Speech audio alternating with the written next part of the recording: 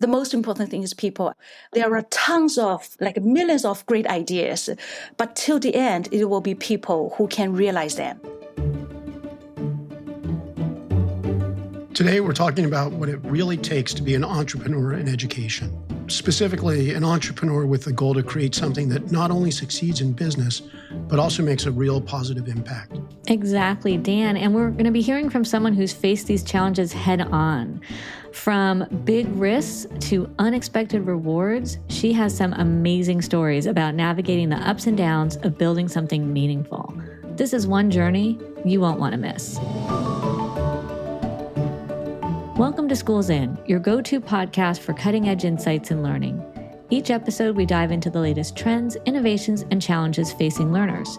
I'm Denise Pope, senior lecturer at Stanford Graduate School of Education and co-founder of Challenge Success. And I'm with my co-host, Dan Schwartz, Dean of the Stanford GSE and the faculty director of the Stanford Accelerator for Learning.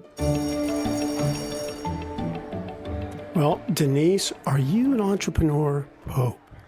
There's a question. Usually you call me something, but this is a question this time. It is a question. So Challenge Success is an interesting entity.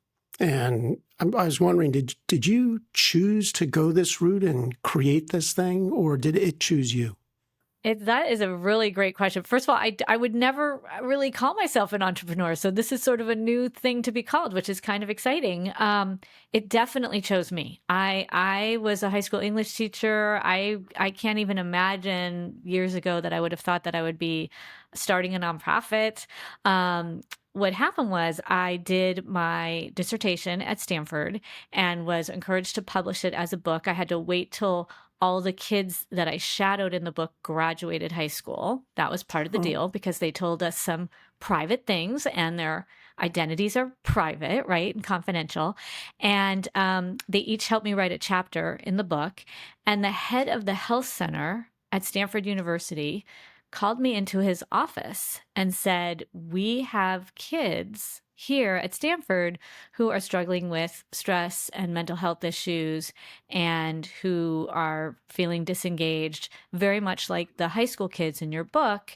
And I think we should start an intervention." And I was like, I don't have the answer. This book was sort of an alarm bell of what's going on in the United States, but I study K-12 schools. I don't have the answer to the problem. I'm not a psychologist, et cetera.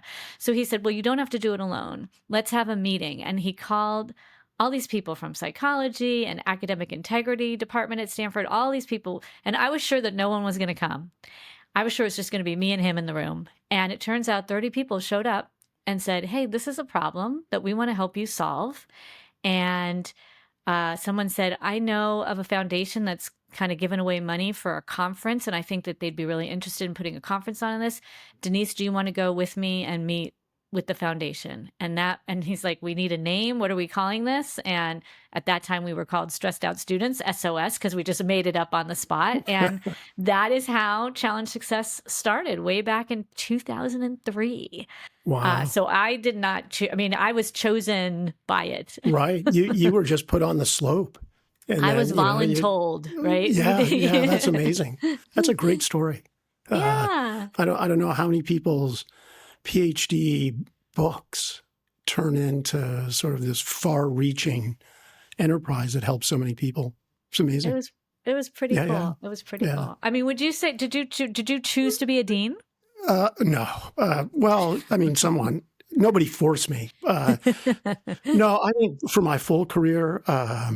If things are going well, I said I chose it. And if things are going badly, I say other people chose it for me. That's good. That's a good policy. But, I do have a retirement plan that I am completely choosing.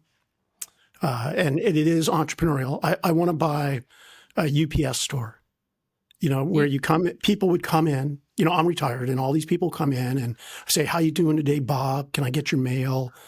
Let me wrap that package for you. And the stock never goes bad. And I'd have a little bowl of candies. It would be great. So I really like this idea. No, nobody believes this, but it's sort of like being a bartender, only better. So then last year I had to get a Notary Public. And so I went to the UPS store and this guy's helping me. And I said, you're doing the dream. This is the job. This is the thing I want. And I explained it to him. He said, no, same thing. This is what I did. I had retired from ed tech. I had a lot of money. Last Christmas, I bought this UPS store. And he looks at me and he goes, it's horrible. It's the worst thing I've ever done. And then he goes on and just complains for like 15 minutes. I'm trying to get him just to finish so I can get out of there. Oh my God. Well, wait. So I need to choose another dream. Some people are probably very happy with their UPS store franchise, just to put that out there. He wasn't. So it might be that it was just the thing. But yeah, you have to wrap really hard thing. Someone told me that they had to wrap something like a big, huge rocking horse. Like that's my job. That's my job as dean, right? People bring me rocking horses, and I have to package them so other people can get them. So nice analogy. Love it. Thank you. Love it. Well, you brought it up. But so today we are very lucky. We have Joy Chen, who is an entrepreneur, and she started her own company that we'll talk about, and then she sold it and became fabulously, unbelievably wealthy. Owns apartments in Manhattan, Hawaii, Paris. She'll correct me on this. I know Joy quite well, so she can roll with the bad humor. And then from there, she became a key investment officer for a very large educational corporation, sort of representing them internationally. And then from there, she went and got an advanced degree from USC. And now she is our entrepreneur in residence. So this is a program we started to sort of bring people who understand industry and the ability to scale ideas onto campus, because a lot of students are very interested in this, that education has become so we often think of education as a public good, but it's important to remember that schools buy most of the things they use. And so this is a way for people to get their ideas out there if they don't want to start challenge success. So Joy, join us. Hi, Dan. Hi, Denise. Thank you so much for having me here. And I enjoyed your stories. You made me laugh a lot just now. Good. Thank you, Joy. So I guess on the same theme, tell us about First Leap. Like, did you just at the age of 14 decide I'm going to start a company? Like, how did this happen? Well, this happened during a journey. I was kind of like doing a lot of like self reflection. So back to the question you guys were talking about, whether you chose to start a company or organization or company chose you. I think for my case, most likely, I should say I chose to start a company. Around that time, I was working for Microsoft, and actually, I have to say I have been very lucky. I always have amazing mentors and managers and bosses around me. They gave me tons of great opportunities to help me to grow and to learn a lot of great things. So when I was with Microsoft, they gave me a lot of like responsibilities and opportunities to learn and to grow. And also year 2007, the year before I started my company, I was one of the very few most valuable employee for Microsoft, which is like a big global award to the employees. So I was very busy for my job, and I traveled all around the world. And I remember that day, after a long international trip, I came back home in Beijing. I was sitting in my backyard drinking tea. And then all of a sudden, I start to think about, oh my God, I have been so busy. And what is the purpose? And do I enjoy doing this? And I know I'm capable of doing this, but is this what I really want to do for the rest of my life? So this is kind of like an awakening moment for my life. And then for the rest, next several days, I kept thinking about those questions like who I want to be, what my identity should be, and what are my aspirations, and what are my passions. And it became clear to me that I have always been interested or passionate about education and empowering other people. And another thing I'm very interested in is build some business, making some money, and also build my own empire ever since I was a little girl. So naturally, I made the decision to quit Microsoft and start my education company. So let me interrupt for a second, Joy. So this is pretty interesting. My son, and I think a lot of young people come out of college with plans for how they're going to make it on their own, right? Whereas you sort of took a different, and now he has explored that, and then suddenly he turned into an adult. He works for a company. It's a stable institution. But yours is kind of the opposite path, where you started institutionally, right, with all the benefits of having a large institution around you, and then you went out on your own. So are you rare? Like, do most people? So I'm thinking, we have Joy people. is rare. Let me just step in. Yes, Joy is rare, of no, course. she's a prize. She's a prize. Okay. But no, I think we have people listening, sort of thinking, do I want to take the leap into entrepreneurship? And so you took the leap from a very successful job, as opposed to a lot of people who say, I'm going to work from my garage for a few years, and if it doesn't work, I'll go become a lawyer or something. Right. Okay. Lawyers are good. Nothing hostile there. Yeah, but okay. To answer your question, I also need to share another story. Actually, First Leap is not my first startup, but this is probably the startup everybody knows about. Actually, way back to 1997, that year I got my bachelor degree, and I also very lucky I got a scholarship from Indiana University. I started to work on my PhD degree. And at this time, I started actually that's my first serious startup around 1997, 1998, because of my research was about online learning. Actually, I was one of the few people doing online learning around 1997, 1998. And Impressive. because of that experience and also that opportunity gave me a great chance to deep into the burgeoning world of internet. And also around that time, I realized the potential of internet advertisement.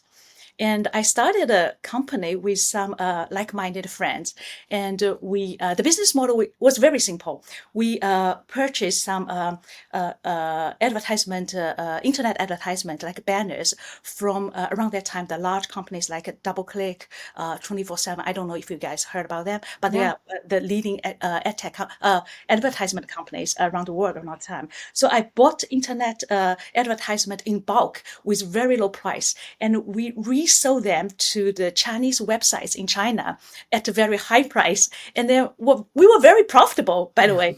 And just like after running this company for 1 year and a half, we even got an offer to be acquired by a public Australian advertisement company, because they were doing like traditional kind of advertisement business. They really need to acquire someone who are kind of mature already around that time doing internet advertisement business.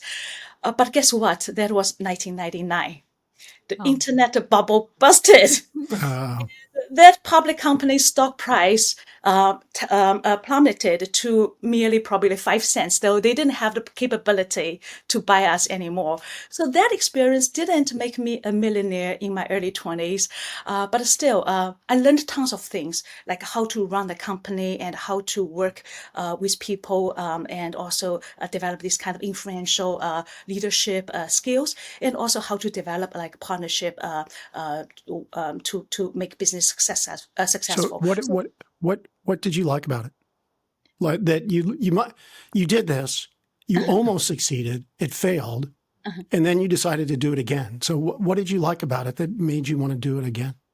Okay, so there are I love this question. Actually, I got asked many times by many people, because there are like a pain and happiness, they go all together during this journey. So of course, like there are so many risks, right, and uncertainties, especially if you look at the market trend and the like ever changing like customer demands, and also this kind of economy kind of fluctuations, and also competitors. So it makes like it's so difficult to guarantee the success of any business. And also there is like a huge risks coming from the financial side, which can lead to financial loss and even bankruptcy, right? And we have a lot of like responsibilities, accountabilities, and we need to do a lot of sacrifice. But still, during this journey, I see a lot of rewards. First of all, I really think I enjoy the autonomy, control, and flexibility to run my business and make decisions without the constraints coming from the traditional employment kind of like structure, to be very transparent. And the second thing is, I like when you are doing something, starting something from scratch and seeing it to succeed, you will gain that kind of unique price of like being proud of it, sense of being proud of, and being the satisfaction. And also another thing is we generate a lot of like positive impact to society. And the last but not Sorry, least, by making advertisements in China? What was the positive impact? I missed it. number one, we do solve problems, right? Okay. Like the real world problems. And number two, we create job opportunities, employment opportunities. And also we contribute to the economic and growth for the society. Okay. And I was going to say last but not least, successful entrepreneurship, if you are lucky also, will lead to significant financial rewards. So, yeah. So So that that's was a why I enjoy doing it. Yeah. It was such a good answer, Joy, when he kind of called you out on the carpet there. So I appreciate that. I think this is a perfect time to pause for just a minute, and then we'll be back with the second half of the show with Joy Chen talking about entrepreneurship, talking about, really kind of maybe giving some advice for folks out there who want to know how to get into this. So come on back. Welcome back to Schools In with Denise Pope and Dan Schwartz. Our guest is Joy Chen, entrepreneur in residence here at the Graduate School of Education, and we're having a great conversation about Joy's path. And Dan, you have a question. Yeah, I do. So I know a number of people, say graduates of our learning design technology program that started their own companies. They successfully sold them, and then they said, "I will never do that again." And then I know other people who just are serial startup people, right? From solar panels, then they just say blenders or something like that. So you're kind of unique in that you went from a startup around marketing and advertising to a startup about education. So what are there like clear differences between these two trajectories? I think that there are not like big differences, even though they are in different industries. I think for me, and like because I started both of them, the goal are always the same. I want to try something exciting, and I see the potential. I want to grab the opportunity. Also want to take the risks, but of course the calculated risks, and also try to see if I can launch my idea and see if or not my business plan can work. So yeah, not to me. I mean, I can't speak for other people, but to me, in my view, no big differences. Yeah. But deep down inside, do you feel like in education you're doing a greater moral good, or it's a harder industry to get into because it's so distributed? Or Great question. I have to say, by doing education startup, it does make me feel more fulfilled and more satisfied because it's such a meaningful thing, a career to do. I clearly can see what I have done can change tons of people's life and open them to a universe of opportunities and possibilities. And also, I keep warning my students and also my friends, like if you want to step into the world of education industry, it doesn't matter if you going to work there or start your own business ideas there, be aware that education industry is very unique. It is very different from all the other industries. You will bump into a lot of like interesting kind of conflicts, whether or not we try to achieve educational goals or we run for the short-term financial profits, and all the other interesting things like policy implications can kind of make a big difference for your education companies. So it's a very different animal. It's a very different industry, and especially if you do education business, according to my experience, education business is a very slow business. So they need to have enough patience and also passion for education. Otherwise, they won't wait until the day the business becomes successful, become mature, and scalable. Yeah. Okay, so that is scary as someone who maybe wants to go into education, right? Some of our listeners who are listening, how long do you slug it out before you know you're going to get, found? Because I guess there's so many that fail too. Like, what's your advice there, Joy? Well, it all depends. Depends on what kind of education product solution you are working on, and also depends on where you are. Like geographical and location makes tons of difference as well. So I can't speak like specifically and how long it's going to be, but it takes some time. You need to have certain mature type of product available, and as investor, we want to hear some customer feedbacks as well to help us to make decisions to do the investment. And also we want to see the vision of the company. Where is this company going towards, and how impactful this company will be. Yeah. So, I mean, that's actually leads to my next question, which was sort of, I was going to say, how do you know as an investor, which is different, right? You're on the other side. You have the money from your successes. How do you decide what to look for? I know people talk in Silicon Valley about unicorns, right? Like, how do you decide what to look for? The most important thing is people. I always say people, people, people. There are tons of like millions of great ideas, but till the end, it will be people who can realize them, make big difference. So we usually go for those people.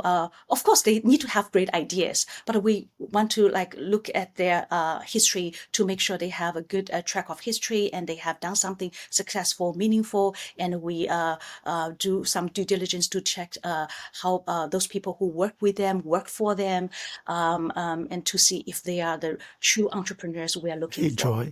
Joy, I have a new idea for a stuffed pet that teaches foreign languages. You know, I talk to it and then it talks back. Would Okay. you invest in me, like as a person? Like you've known me. Do you sort of say, yeah, Dan could do this?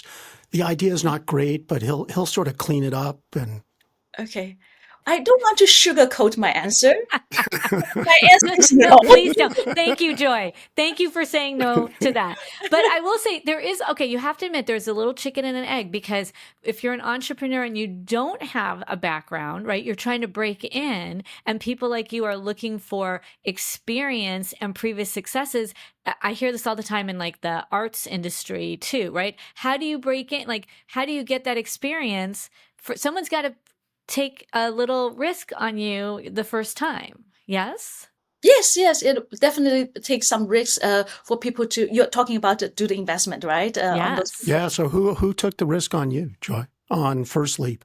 On First Leap, actually, Yeah. we bootstrapped for like 2, 3 years. What's that And I mean? have to say, Oh, wait, can you just define bootstrap for those of us okay, not in so the... meaning we do not need, we were not looking for any funding. So we kind of like become like a self-sufficient. I had my own money, I put in family money, and then the business was doing really well. I have to say, I was very lucky. I was doing the right business at the right time, in the right place. I mean, the right country, China, So because there was were, huge. Go ahead. were you in your parents' garage doing this? Like, No, I had a villa in Beijing already by then, so I was doing well. I had a garage. That's for others. The other people were in the garage who were working for Joy. This is the way to do it, right? Yeah, Oh yeah. my gosh. But anyway, so it was the right time to do that type of business in China because that was around 2008. There was like a booming demand from the parent side to send their kids to learn English. I didn't have a big dream, to be very transparent. I just want to have a profitable center. Just one center should be enough. And it was like because of all those parents, they pushed me. That's like open another one close to us because Beijing was huge. I don't. It's huge. It's like they said like, oh, 1 hour and a half we came here, and another 1 hour and a half we go back home. So if you set up a center close to where I live, I guarantee I can bring all those parents together, and your center will be kind of filled up with students very soon. And we did that. Like for the second year, we opened 3 centers. And long story short, we had 60 centers nationwide. But all I have to say is like right time doing the right thing with the right business idea with a great group of people, then yeah, it's easy for you to become successful. Yeah. and Yeah, a then little bit of luck. do you sell the company? Is that what happens? Because you're not still doing First Leap, are you? No, no, no. I sold it 2015, and once again, that was a great time to sell the company. And also, I sold company to the largest education company, a public company globally around that time called the TEL Education Group. And so for me, it's like an exit. Financial return definitely is important. I also want to make sure after I sold my company, I'm selling not only the IPs, the products, but also my team to the new company. I want to make sure the new company can take good care of my people. And TEL is truly a great company. It's a big company. Also, it has the enough resources and network to help First Leap to grow. And also, it has tons of opportunities for my employees to have better career path within that huge organization. So that's 2015. I sold my company. Yeah. So just to clarify for listeners, right? First Leap does what exactly? Okay. So First Leap teach kids English. Very simple. And we had like training centers. It was a little bit before EdTech took off. So it was still a very brick and mortar kind of like traditional business model, but we tried to incorporate some technology pieces into the teaching experience. Like we used the whiteboard. We also use I don't know if you know that, we teach kids English like about sports by playing those like tennis, basketball by using We. Yeah. So it's an online tennis, online basketball, and you would teach them the sports words, and that's how they had fun and were learning English. Yes, yes. It's a great idea. Yeah, the students were still in the classroom, but it's like online kind of like a video game and doing sports and at the same time learning English. Yeah. It sounds like you need a mix of luck, right? There is some luck, right? You kept saying right time, right place, whatever. Courage, right? Stamina, right? And the great idea, and maybe convincing someone to take a risk on you, or gathering enough experience. Yes. Yeah. It's all of that. So you're not doing it now. Do you miss like the juice from starting your own company? Like, is everything else boring compared to that, or you just sit on your villa and have fine wines? Like what? He's really harping on this villa stuff, No, Joy. but what happens? You've succeeded. You've done it, and it must be incredibly thrilling. You know, like you said, joy and pain. But then what? Like nothing can live up to that experience. Well, at least I have that experience. So I have had those good memories, and also have to say, I do think I have entrepreneurial spirit, but I also see a lot of people, they have entrepreneurial spirits as well, but doesn't necessarily mean they need to go out and start their business, start their kind of like a company. Those people can also work for organizations, existing organizations. And I do think they can play a very significant role to inject energy to revitalize, especially large existing organizations by driving innovations from within. They can also lead organizations through significant transformations to help organizations to keep evolving in this ever-changing world and to maintain their competitive advantage. Okay. But back to your question, I'm happy doing either way, like working for someone and also maybe thinking about some better ideas to start something new. Yeah. Okay. Yeah. Well, what last question? You don't get a long answer. You just choose A or B. You ready? Yeah. So you started a company. You also wrote a thesis as part of your graduate degree. Which one did you like more? Which one was more satisfying? Can I say A and B? I knew it. I knew it. See, that's a great answer, Joy, and a great place to end. Thank you so much for being here. We learned so much about your entrepreneurial spirit. I feel like you and I should go to Vegas together because you've also had a lot of luck. So, and I want to thank all the listeners for listening to Schools In with Dan Schwartz and Denise Pope. You can catch all our episodes on Apple Podcast, Spotify, or wherever you tune in.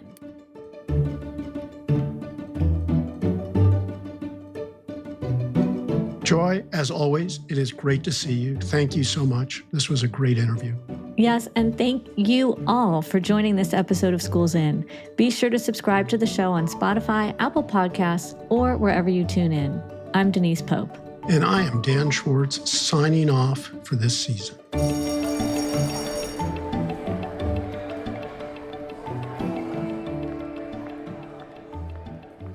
So Denise, Dr. Denise Sustained Through Change Pope. This is the end of the season. I know, Dan, I'm going to miss hearing your dulcet tones. My dulcet tones. I am going to miss this. I'm very excited, though, because we have a really cool season 2 being planned with even more exciting guests, if you can believe it, and lots more topics to dig into. It's pretty amazing. I still have no idea who's out there listening to us, but whoever you are, all 12 of you, thank you. Dan, there are more than 12. Okay. I can tell you there's more than 12. Well, I want to thank you, Denise. This is a great joy putting on this show. Oh, right back at you, Dan Schwartz. Right back at you.